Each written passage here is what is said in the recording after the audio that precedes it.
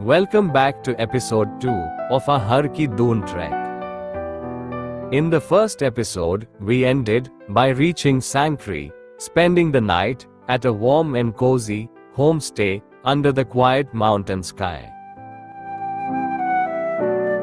Today, we continue further into the mountains, through villages and rivers, towards Osla and beyond. On the morning of the 21st of October, after breakfast, we loaded all our gears, tents, and supplies onto a bolero pick-up carrier arranged by Himalayan Ambition. With our guide, cook, and helpers, we began the 12 kilometers ride from Sankri to Taluka.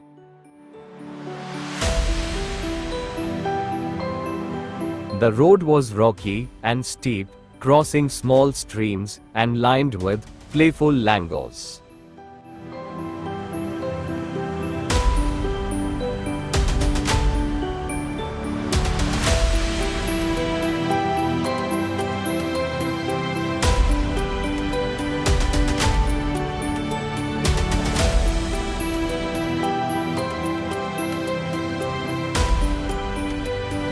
By mid-morning, we reached Taluka village and continued our bumpy ride towards Dharkot.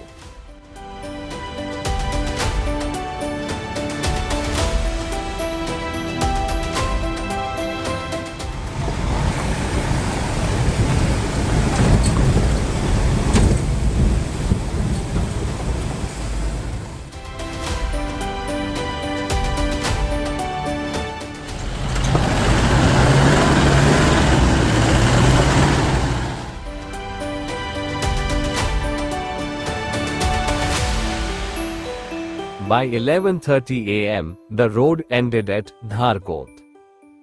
From here, our real trek began. We could see Gangarh village across the valley.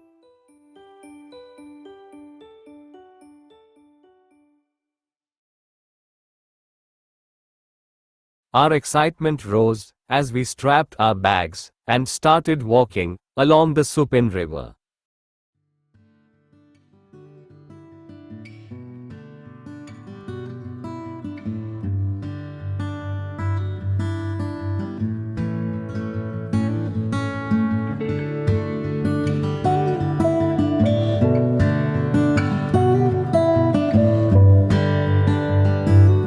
The trail first descended, then followed the Supin River.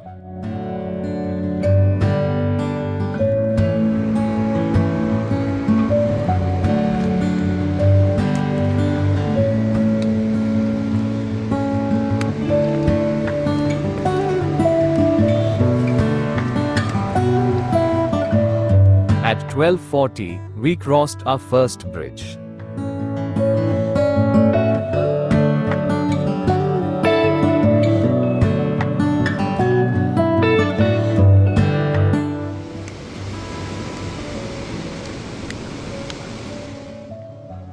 The weather turned bright, jackets came off, and we stopped for a refreshing tea break at Gangarh village.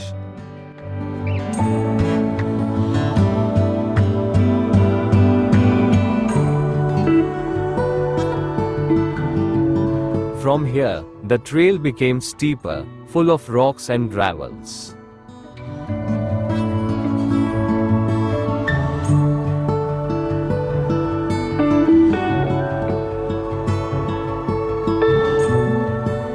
We crossed fallen trees, small waterfalls, and bridges. The sound of the Supin flowed with us.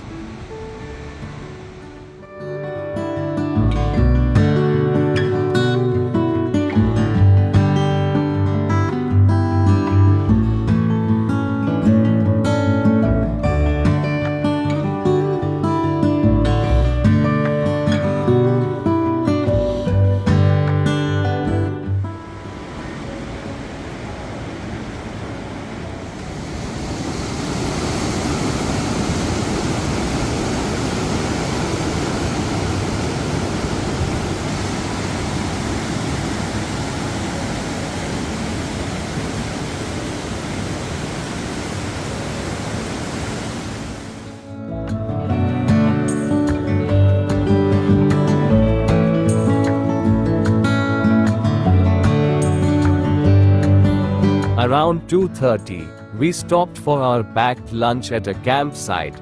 The lunch was simple but delicious.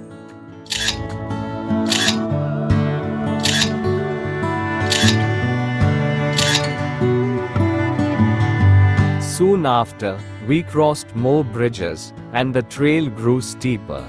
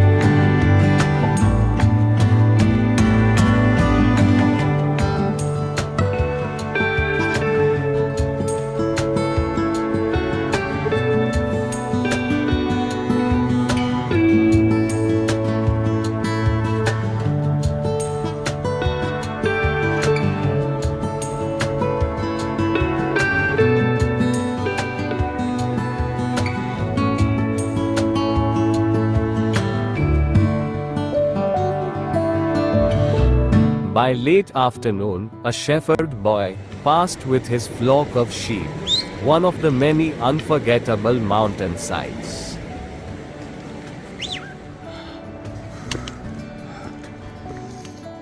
At 4:30, we reached the entrance of Osla village, blocked by construction, but locals guided us through.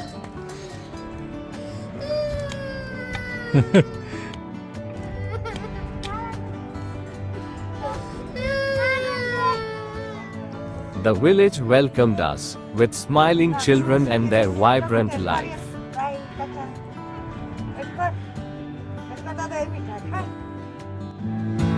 Osla, where legend walks hand in hand with daily life.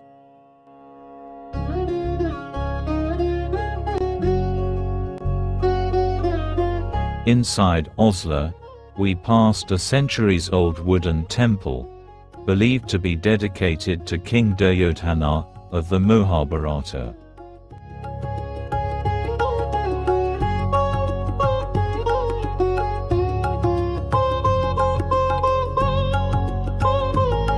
To find a temple dedicated to Duryodhana, a villain from our epics, was hauntingly unique. It speaks of a different history, preserved in wood and stone. A glimpse into the unique cultural fabric of this valley.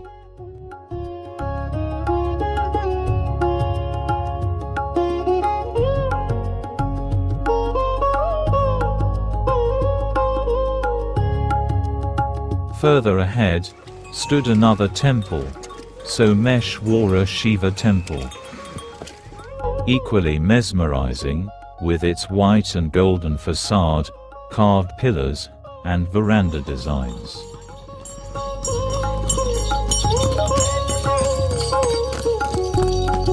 Its wooden walls, adorned with intricate motifs of peacocks, camels, elephants, and dancers, each carving echoing centuries of tradition.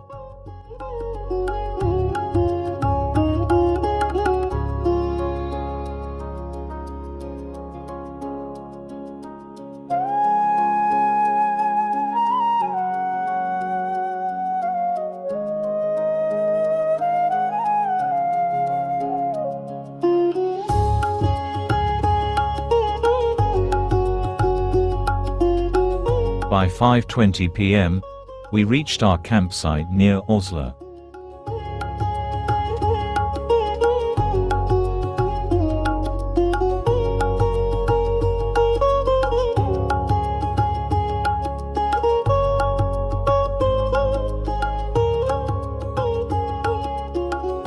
The sun was setting behind the mountains, painting the sky golden.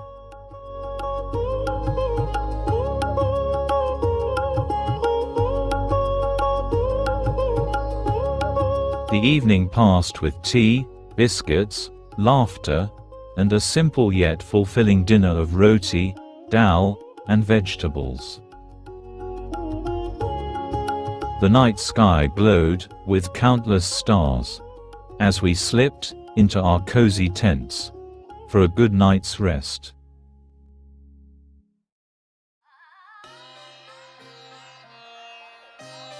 Next morning began with light exercises, breakfast, and bright sunshine.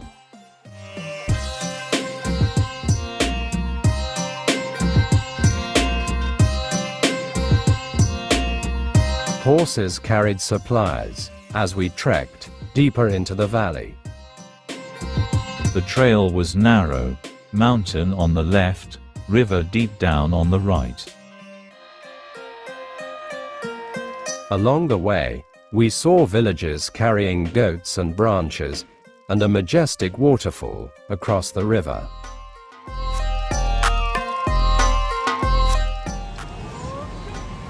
Suddenly, a massive herd of goats and sheep blocked our path.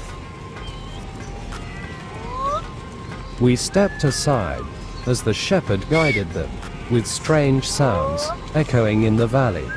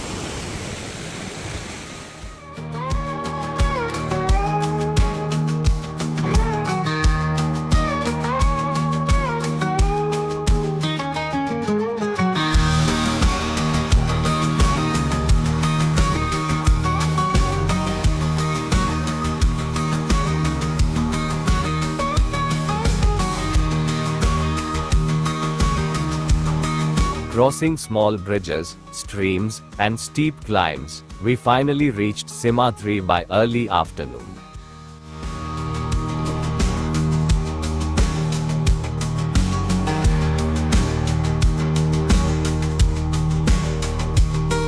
Just as we arrived, rain began to fall. But soon, the mountains gifted us a sight beyond words.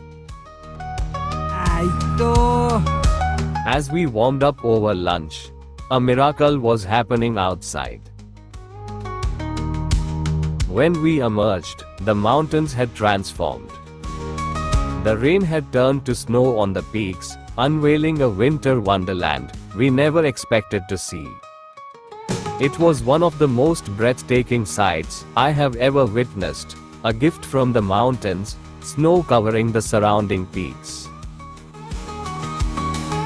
We ended our day at this magical campsite, under a sky full of stars, dreaming of the valley of Har Ki Dun that awaited us.